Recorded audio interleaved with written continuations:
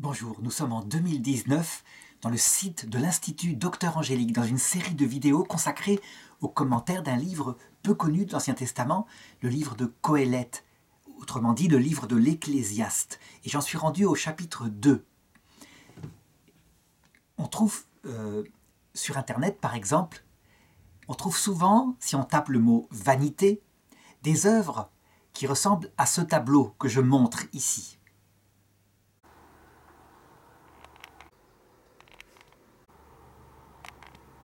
On y voit systématiquement, autour d'un crâne humain qui est le centre de l'image, des choses de cette terre, des fruits, des branches d'arbres, etc.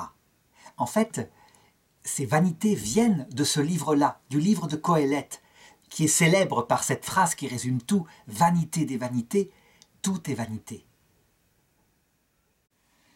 En réalité, pour comprendre ce livre, il faut comprendre que la sagesse que recherche Qoéleth, qui est l'image du roi Salomon, la sagesse qu'il cherche, c'est-à-dire le sens de la vie qu'il cherche, c'est un sens terrestre, purement terrestre, un sens tel que l'enseignait le premier Ancien Testament, avant que ne soit révélée l'existence d'une vie éternelle.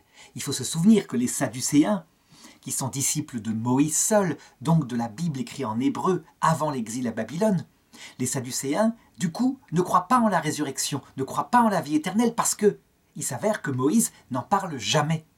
Que la vie, la récompense pour Moïse, c'est une terre matérielle, la terre de Canaan qu'on conquiert et qu'on garde si on est fidèle.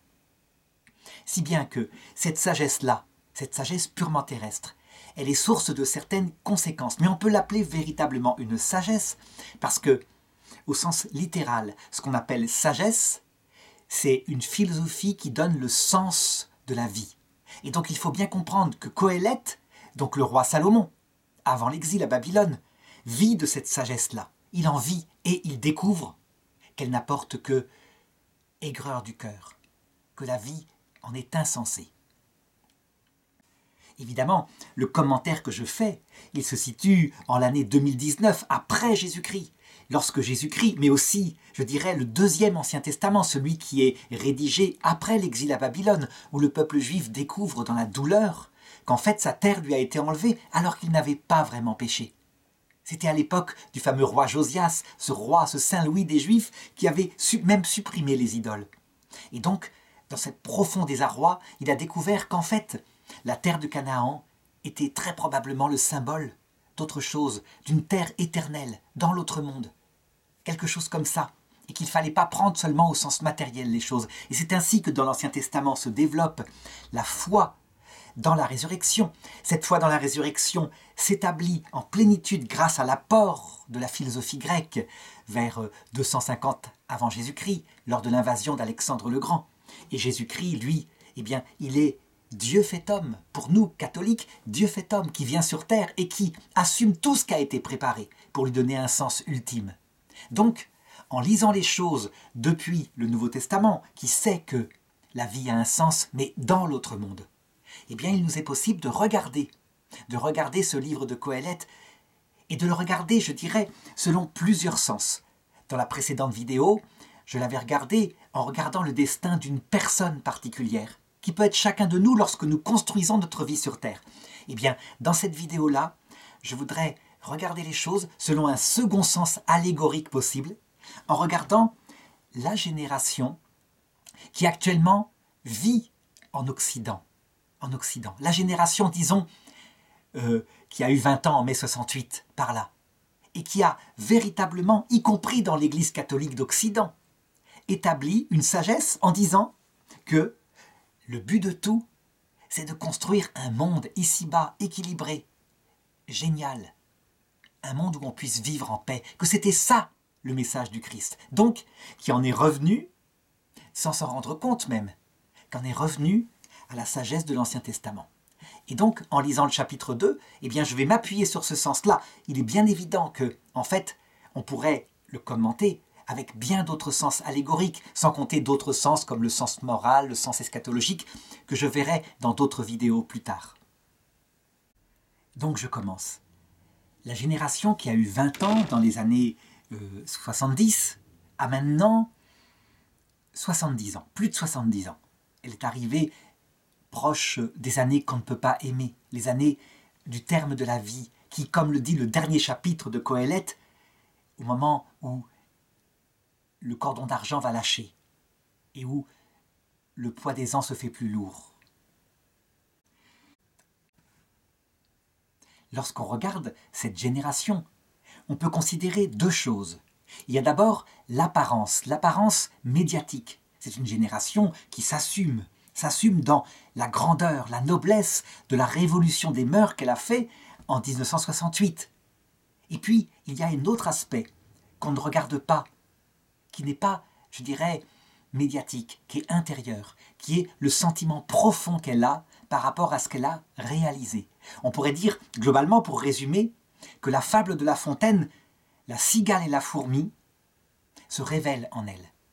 La cigale ayant dansé tout l'été se trouva fort dépourvue lorsque la bise fut venue. Oh, ici, évidemment, il faut spiritualiser cette fable. La cigale ayant dansé tout l'été pour accumuler des biens matériels et des valeurs de la terre se trouva fort dépourvue au plan spirituel, lorsque la vieillesse, la bise, fut venue. C'est un peu le cas.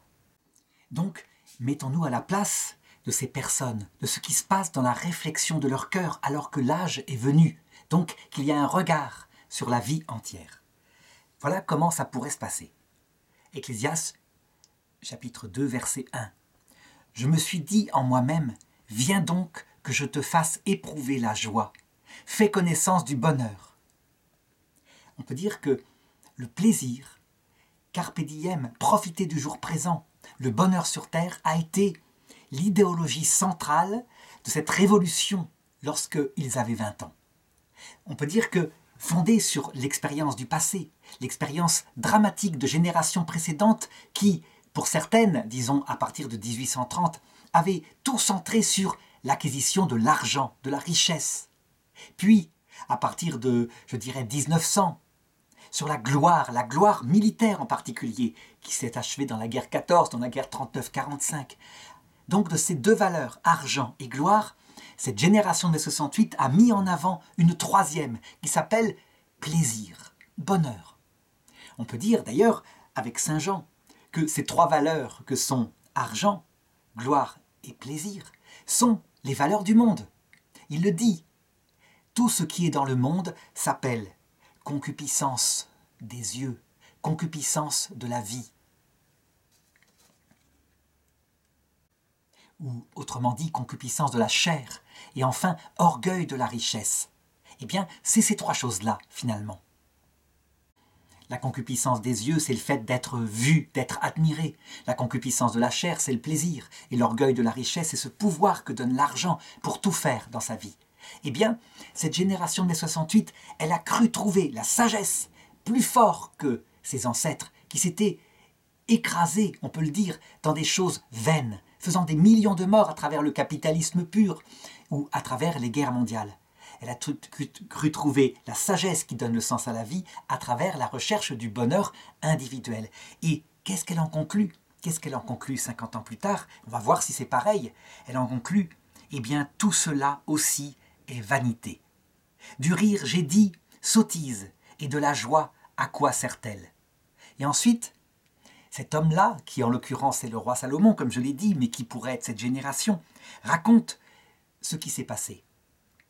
J'ai décidé en moi-même de livrer mon corps à la boisson, tout en menant mon cœur dans la sagesse. Cette sagesse particulière, il ne s'agit pas de la sagesse mystique, comme je l'ai dit, celle que donne le Christ, mais de la recherche du bonheur sur terre, qui donne sens à la vie. Donc, construire des belles choses, avoir une grande maison, un royaume, etc. J'ai décidé de m'attacher à la folie pour voir ce qu'il convient aux hommes de faire sous le ciel tous les jours de leur vie. Et ensuite, il décrit. J'ai fait grand, je me suis bâti des palais, je me suis planté des vignes, je me suis fait des jardins et des vergers, et j'y ai planté des arbres fruitiers. Je me suis fait des citernes pour arroser de leur eau les jeunes arbres de mes plantations. J'ai acquis esclaves et servantes. J'ai eu des domestiques et des troupeaux, du gros et du petit bétail en abondance, plus que quiconque avant moi à Jérusalem. on peut dire effectivement que dans le monde entier, dans l'histoire du monde entier, à partir, disons, de la fin de la Seconde Guerre mondiale, il y a eu un tel progrès, je dirais en sécurité matérielle en Occident, que jamais dans l'histoire du monde ça ne s'est vu. Si on compare par exemple la richesse actuelle d'un occidental pauvre qui ne possède qu'une chaîne stéréo, un petit abonnement télé, un GSM, il est plus riche que Louis XIV dans sa richesse. Il faut s'en souvenir, objectivement, c'est vrai. Louis XIV, s'il voulait écouter de la musique, il fallait qu'il prévienne un orchestre de chambre qui devait répéter 2-3 jours et qui venait jouer son morceau une fois, 2 fois, 3 fois, peut-être 4 fois. Maintenant, il suffit de mettre un disque et la musique, des millions de musiques peuvent sortir comme ça directement. Et par Internet, c'est encore plus direct, il n'y a pas besoin de disque. Cette richesse matérielle, on peut dire que cette génération l'a construite comme jamais. C'est réussi. On peut dire même que pour elle, afin de se draper derrière des bons sentiments, le but de la vie, c'était non seulement de s'enrichir soi-même, mais d'enrichir les autres, donc de s'occuper du social, enrichir les classes les plus pauvres. Parce que cette génération a beaucoup flirté avec le marxisme, qui croit être une générosité, mais qui en fait a la même finalité que le capitalisme, à savoir l'argent, l'enrichissement, comme si c'était la sagesse, celle qui donne le bonheur sur Terre. Évidemment, maintenant, on n'a plus d'esclaves et des servantes, comme le roi Salomon dans le livre de l'Ecclésiaste. On a maintenant des machines à laver qui remplacent ce que faisaient 5 esclaves à une certaine époque. On a du matériel électrique qui permet de faire cela. Mais concrètement, ça revient au même. Ça établit un niveau de vie extraordinaire au point de vue matériel. Et ce niveau de vie est donné aussi par le pouvoir de l'argent. Et c'est ce que dit le verset 8. « Je me suis amassé aussi de l'argent et de l'or, le trésor des rois et des provinces. Je me suis procuré chanteurs et chanteuses, et tout le luxe des enfants des hommes, coffret par coffret. Je me suis élevé, et j'ai surpassé quiconque était avant moi à Jérusalem. » Et ça se termine comme ça pour ce passage. « Et ma sagesse m'est restée. » Et donc, en appliquant dans le sens allégorique, on voit que ce texte correspond effectivement. Je l'ai dit, jamais on a vu une génération s'enrichir autant que la génération généreuse qui disait « cherchons d'abord le bonheur ». Mais jamais on a vu quelqu'un produire autant les conditions du bonheur, qui est celui de la sagesse, entre guillemets, qu'elle avait, à savoir la sagesse matérielle. Eh bien, accumuler tant d'argent, parce que l'argent, c'est le nerf de la guerre. L'argent permet les bonheurs matériels. Si on veut faire une croisière parce qu'on estime que le bonheur, c'est dans le matériel, il faut de l'argent, il n'y a rien à faire. Tandis que si on met le bonheur dans quelque chose de plus spirituel, comme sa famille, comme l'attente de Dieu, évidemment, l'argent est beaucoup moins nécessaire. Elle devient un moyen utile, il en faut raisonnablement. C'est ainsi qu'on a pu dire de la génération de mai 68 que elle est celle qui a le plus dénigré l'argent et le sens de l'argent de ses pères, et celle qui a le plus gagné d'argent et mis sa vie subtilement, sans le dire, toujours pareil. Il faut distinguer l'apparence et la réalité dans la recherche de l'argent. Eh bien, ce qui est frappant, c'est que, arrivée au terme de sa vie, cette génération, extérieurement en tout cas, dans l'apparence, dit « et j'ai gardé ma sagesse ». Ça veut dire qu'elle communique à ses enfants l'idée que la seule chose qui compte, c'est d'être heureux maintenant. Pourquoi ? Parce que tout passe. Et d'être heureux tout de suite, individuellement. Elle communique cette sagesse-là, alors que, on va le voir dans la suite du texte, elle en a récolté les fruits amers. Et bien justement, ces fruits amers, à partir du verset 10 du chapitre 2, ils commencent à être décrits. Et donc ça continue, je n'ai rien refusé à mes yeux de ce qu'ils désiraient. Donc on pourrait presque dire c'est la concupiscence des yeux dans un autre sens. Je n'ai privé mon cœur d'aucune joie, car je me réjouissais de tout mon travail, et cela fut mon sort dans tout mon travail. Alors je réfléchis à toutes les œuvres de mes mains, et à toute la peine que j'y avais mise, et bien, tout est vanité et poursuite de vent, il n'y a pas de profit sous le soleil. Les fruits amers, secrets, cachés, mais réels, ceux qu'on ne voit pas ou qui apparaissent de temps en temps quand on a des conversations privées avec les membres de cette génération, c'est que, en fait, elle n'a rien construit. C'est du vent, elle a des maisons magnifiques, elle a des biens, elle s'y est installée. Et ça n'a pas de sens. Parce que la mort approche. Et la mort, pour cette génération, comme je dirais à la rigueur pour la génération de l'époque de Moïse, du roi Salomon, la mort, ce n'est pas la survie après la mort, c'est le néant. C'est l'absence d'être, c'est le shéol qui est décrit parfois dans ce premier Ancien Testament comme un lieu où on ne se souvient de rien, ce qui explique que certains chrétiens qui, je dirais, s'appuient trop sur ce premier Ancien Testament, disent que les morts, tant qu'ils ne sont pas ressuscités, ne sont pas vivants, sont dans l'absence d'être. Alors pourquoi cette contradiction apparente? Pourquoi cette proclamation extérieure que c'est merveilleux, il faut chercher le plaisir, l'argent et la gloire? Et pourquoi intérieurement cette aigreur, cette sagesse qui ne donne pas le bonheur, cette eau qui fait qu'on boit et on a soif de nouveau, et que tout s'achève dans la vanité, vanité des vanités? Eh bien, je dirais que pour le roi Salomon, à son époque, c'est une preuve d'intelligence.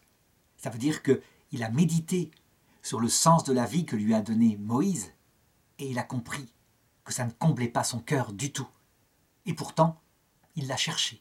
Mais il le cherche, finalement, sans s'illusionner du tout sur ce que ça donne. Tandis que pour la génération, par exemple, de l'Église catholique qui est sortie de mai 68 en Occident, et qui a suivi ce qu'on appelle l'esprit du Concile, qui n'est pas le Concile Vatican II, mais un concile falsifié, réinterprété, disant que le Concile prônait avant tout la recherche enfin du bonheur ici-bas, et que les vieilles lunes, à savoir l'espérance d'une vie éternelle, tout ça, on verrait plus tard, fallait pas les supprimer, mais que c'était des choses d'illuminés, si on peut dire. Un théologien comme Hans Küng, on pourrait presque le prendre comme le modèle de cette génération dans l'Église catholique d'Occident. Hans Küng, c'est celui qui a le plus formalisé cette chose-là. Construisez d'abord ici-bas. Le reste, c'est secondaire, on y réfléchira plus tard. L'essentiel, c'est que notre travail, notre action maintenant, c'est une action sociale pour faire que tout le monde puisse profiter des bienfaits de la richesse sur Terre. Eh bien, cette génération, elle est exactement pareille.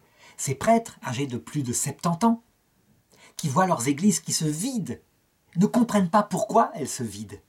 Je me rappelle, ça a été très frappant en Belgique dans les années 2018, où, à un moment donné, un cardinal venu d'Afrique, le cardinal Sarah, vient à Bruxelles en disant « J'ai reçu de vous, il y a un siècle, en Afrique, la communication de l'Évangile. Le Seigneur m'a tiré de mon village, où j'étais fils unique de parents qui m'aimaient, a fait de moi un prêtre, a fait de moi un évêque, a fait de moi un cardinal de l'Église catholique. Et je vois maintenant l'Occident avec des hauts prélats qui disent que il faut tellement construire son monde ici-bas que l'avortement, ce n'est pas bien grave, que l'euthanasie, lorsque la vie sur Terre n'a plus de sens, c'est pas bien grave. Et moi, je viens d'Afrique pour dire que l'Europe est malade de ça, de cette sagesse qui ne donne pas le sens de la vie. Et il y avait là, autour de lui, le peuple de Dieu, de ceux qui ont gardé un petit peu ce sens profond donné par le vrai Concile Vatican II et qui l'ont applaudi 10 minutes. Il disait que des choses simplissimes, mais il parlait de la vie éternelle, donc d'une sagesse qui n'est pas celle de Salomon dans ce livre, une sagesse qui donne une eau et on n'a plus soif, parce qu'on est plein de joie, la vie éternelle arrive. À côté de ça, le clergé belge qui voit ses églises vidées a essayé de rectifier en invitant un autre cardinal qui lui prône plutôt cette pensée terrestre, le cardinal Marx, il s'appelle. C'est un Allemand. Eh bien, il y avait peut-être 300, 400 personnes autour qui étaient là et qui essayaient de comprendre ce qui se passe dans l'Église avec une très grande vieillesse dans le cœur. Cet esprit du livre de Qoéleth, comme si, extérieurement, on y croit à cette recherche du bonheur sur terre, et intérieurement, on sait que vanité des vanités, tout est vanité, parce que ça a passé si vite, parce qu'on est déjà des vieillards, et que le peuple de Dieu va là où est l'eau vive, évidemment, pas cette eau du premier Ancien Testament, que Dieu avait donnée pour un certain temps, pour attiser la soif des hommes vers la vraie eau, celle du Christ. Le théologien Hans Küng, dont je parlais tout à l'heure, est une personne de la génération du pape Benoît XVI. Il a été prêtre, il a été comme lui professeur dans une université catholique, professeur de théologie.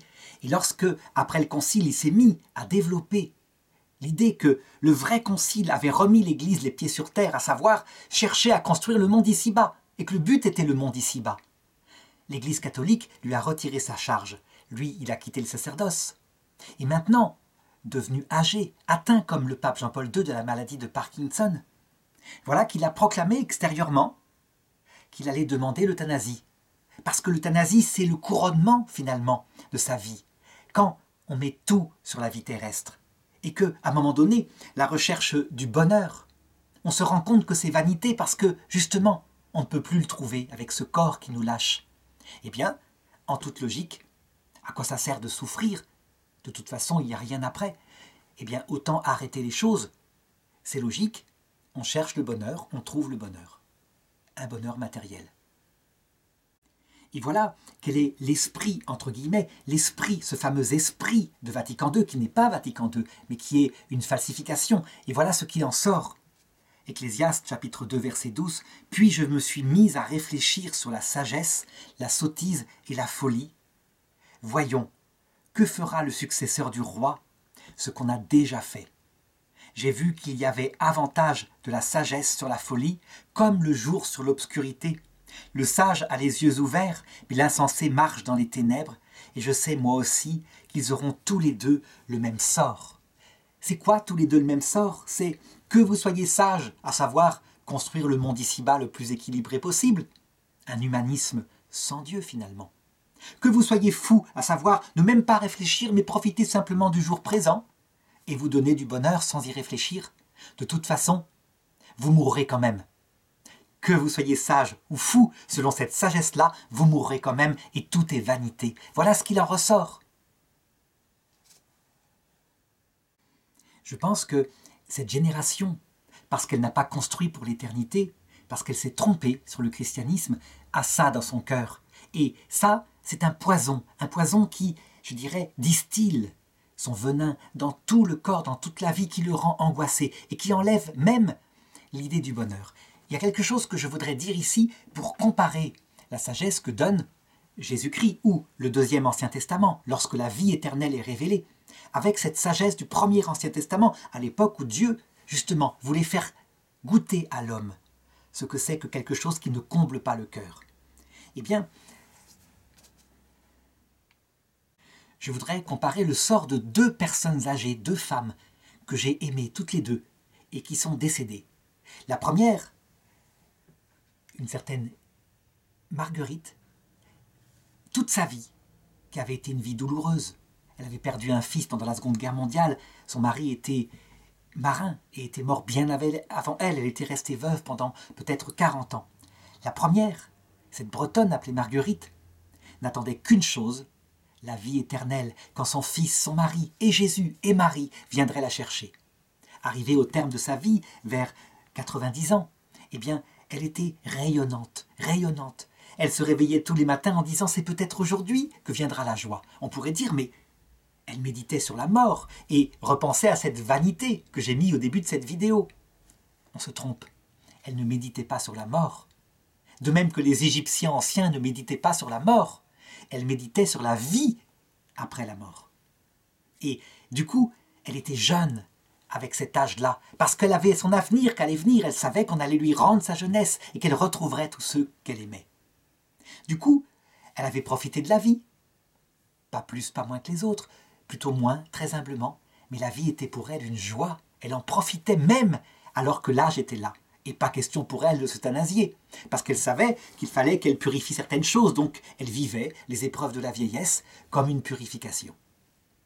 Je voudrais comparer avec une autre personne que j'ai aimée, une personne qui, elle, avait renoncé à la foi qu'elle avait eue dans sa jeunesse, donc une personne typique de la génération de mai 68, y avait renoncé pour construire cette vie ici-bas avec une magnifique maison qu'elle avait construite avec goût, une famille qu'elle avait élevée du mieux possible et des enfants, un certain nombre d'enfants, qui étaient sa fierté, mais des biens terrestres, toujours des biens terrestres, en se passant de toute idée de vie après la mort, ou en gardant dans le christianisme une certaine culture morale qu'elle apportait à ses enfants. Elle faisait beaucoup de voyages au cours de sa vie, et elle disait toujours à ses enfants « Personne ne m'enlèvera la joie de ces voyages ». Et ses enfants lui disaient « Mais si, maman, quand viendra la vieillesse, on ne se souvient pas. Réfléchis au sens profond de la vie. » Mais elle ne réfléchissait pas. Eh bien, arrivée au même âge que Guigui, la seule chose qu'il y avait, c'était un regard justement sur la vanité. Sa maison avait été vendue et depuis longtemps transformée en quelque chose de vain, quelque chose de laid. Ses enfants avaient quitté le foyer. Certes, elle restait auprès d'un enfant qui s'occupait d'elle comme il le fallait. Mais, je dirais, toutes les joies anciennes de ces voyages étaient au contraire source d'un venin. Parce que elle n'avait pas cette attente de la vie éternelle. Et ses enfants avaient beau lui dire « il y a une vie éternelle », elle ne pouvait pas entendre. Elle n'avait pas, pendant sa vie, médité à cela. Elle ne s'était pas préparée toute sa vie à la vie éternelle. Elle avait dans sa tête la sagesse de Qoheleth, à savoir « tout est vanité, puisque tout se termine dans le néant ». Et donc ça répandait ce venin en elle. Et ça se caractérisait, comme chez toute cette génération, par le fait qu'on ne pense jamais à la mort, c'est un mot tabou, parce que la mort c'est le malheur, parce que le fait qu'on vit au jour le jour, en essayant de ne pas développer de la sagesse, parce que de toute façon réfléchir à ça, ça ne sert à rien qu'à se faire souffrir. Et que tu sois sage ou que tu adhères à la folie, comme cette dame qui n'y pensait jamais, de toute façon, tout se termine dans la mort, donc tout est vanité. Voilà ce que c'est que cette sagesse du premier Ancien Testament. Alors on pourrait objecter à cela, tout de même, il y a des gens qui sont plus généreux et des gens qui se disent que le travail qu'on a fait durant sa vie, qui a construit un monde avec des beaux bâtiments, un monde où nos enfants peuvent vivre, je dirais, dans le confort, tout de même, ce travail, il sert à quelque chose. Eh bien, je dirais que dans la perspective de cette fausse sagesse, sans vie après la mort, sans Dieu, non, même ça n'a pas de sens. Et c'est ce que dit le livre. En fait, rien n'a de sens. Verset 17. « Je déteste la vie, car ce qui se fait sous le soleil me déplaît. Tout est vanité et poursuite de vent. Tout est vanité, tout. Il ne reste rien puisque tout s'achève dans le néant. Donc tout est vain. Je dirais la terre elle-même, aussi bien qu'on la défendrait par rapport à l'écologie, etc. Elle se détruira tôt ou tard, ne serait-ce que parce que la planète ne dure pas. Je déteste le travail pour lequel j'ai pris la peine sous le soleil et que je laisse à mon successeur. Qui sait s'il sera sage ou fou? Pourtant, il sera maître de tout mon travail pour lequel j'ai pris de la peine et je me suis comporté avec sagesse sous le soleil, car cela aussi est vanité. Mon cœur en est venu à se décourager pour toute la peine que j'ai prise sous le soleil, car voici un homme qui a travaillé avec sagesse, savoir et succès, et il donne sa part à celui qui n'a rien fait. Cela aussi est vanité, et c'est un tort grave, car ce qui reste à l'homme de toute sa peine et de tout l'effort pour lequel son cœur a peiné sous le soleil, c'est rien. Dans ce passage que je viens de lire, ce qui est mis en avant et qui pourrait effectivement être source de bonheur, c'est le travail. Ça a été en tout cas la valeur qu'en Europe occidentale, on a développée et exaltée dans la génération, disons, à partir de la révolution industrielle. Le travail devenait l'idéologie qui allait permettre de développer un enrichissement. L'enrichissement d'abord des élites et ensuite, je dirais par infusion, du peuple tout entier. Et ça a marché. Ça a marché. Le travail a produit des richesses et on peut dire que 2 siècles plus tard, eh bien, l'Europe occidentale est devenue richissime. C'est vrai. Mais au prix de quoi? Au prix de quoi ça a été donné tout ça? Au prix de l'exaltation d'un bien matériel, de quelque chose qui devrait être un moyen.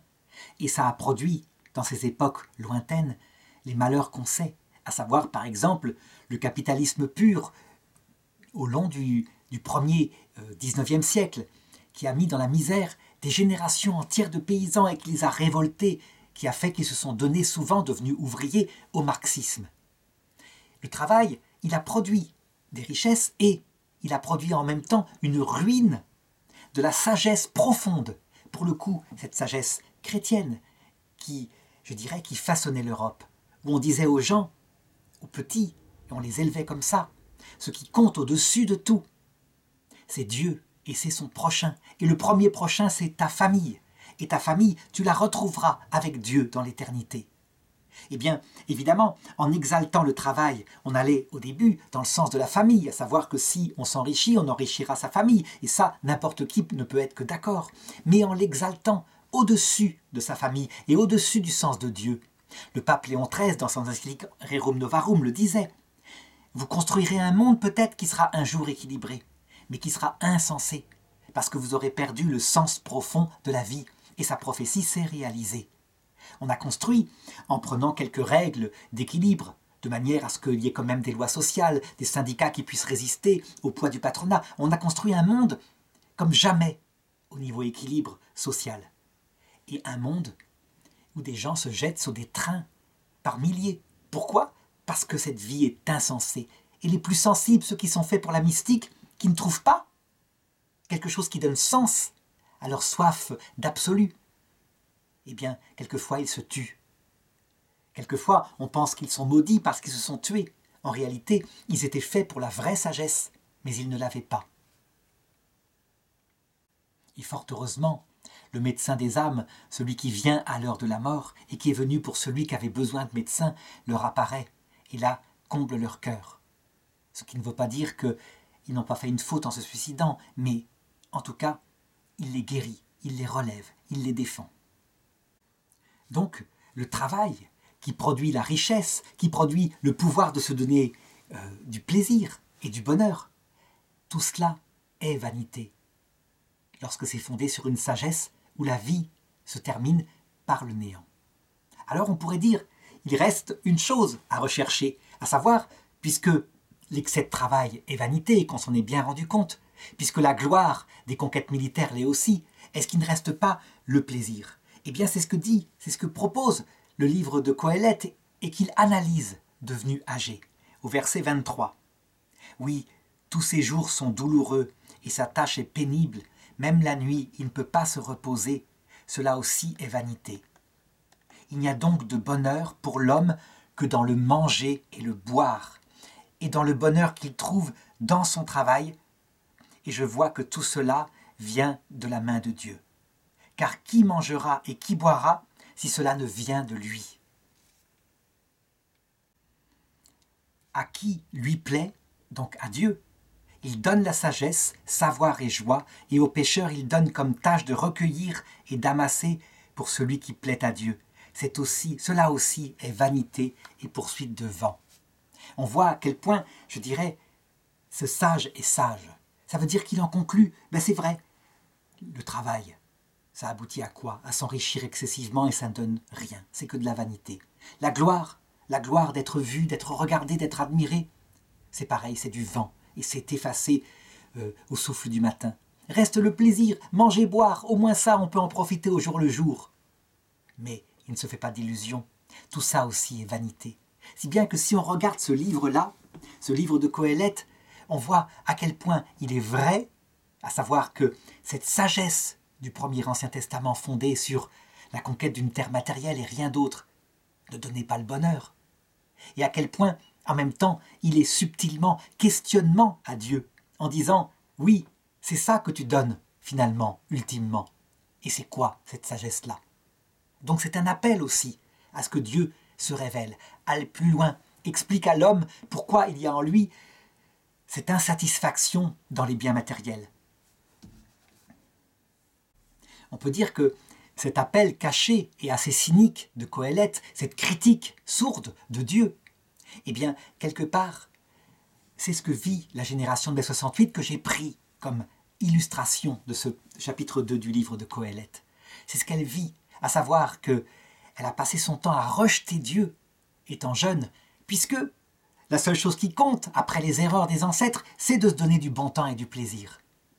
Et maintenant, alors qu'elle réfléchit sur la vanité même de cette finalité-là, eh bien, elle pose secrètement à Dieu la question. Et peut-être même que quelque part, certains d'entre eux reviendront à ce qu'ils avaient reçu au catéchisme de leur enfance, lorsque le catéchisme leur enseignait les valeurs que j'ai dites tout à l'heure. Peut-être que certains d'eux retrouveront ces valeurs-là, mais d'autres non. Ils les retrouveront simplement à l'heure de leur mort face au Christ, comme je l'ai dit.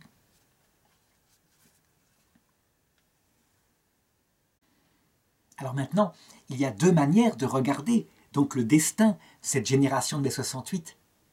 C'est de se dire, comme certains pères de l'Église lorsqu'ils considéraient Coëlette, donc le roi Salomon, et de se dire, il est en enfer, cet homme-là.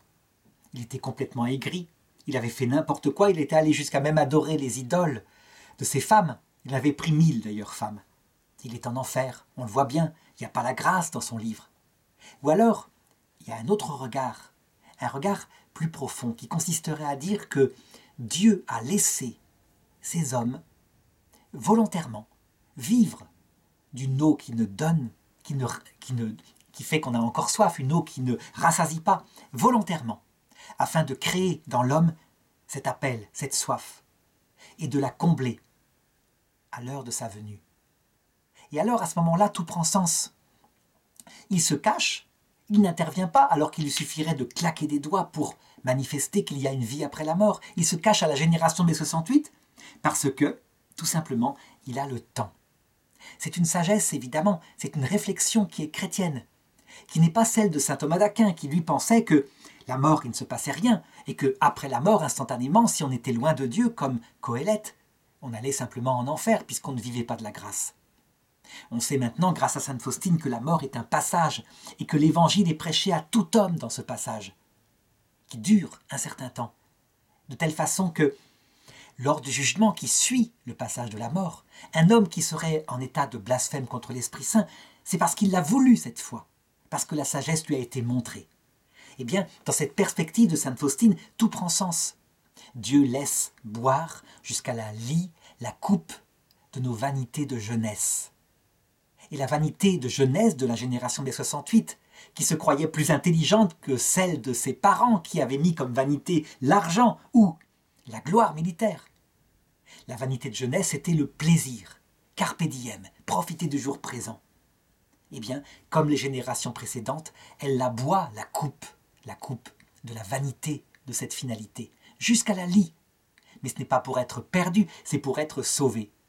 Évidemment, dans ce cas-là, à la lumière de la sagesse du Christ, on ne peut pas dire que tout est vanité. Non, ce qui est vanité, c'est de s'attacher à la terre. Comme le dit l'Apocalypse, les habitants de la terre étaient frappés de 1000 maux, et il tomba sur eux une météorite dont le nom est absinthe, qui rendit un tiers de la terre amère, ça veut dire un tiers de notre cœur amer, parce que tout est vanité, comme le vit Coëlette. Mais, à la lumière du Christ, ce n'est pas de l'amertume, et comme Marguerite, dont je parlais tout à l'heure, c'est de la joie, parce que cette vie n'est qu'un purgatoire, où on découvre sa propre misère à travers ses erreurs.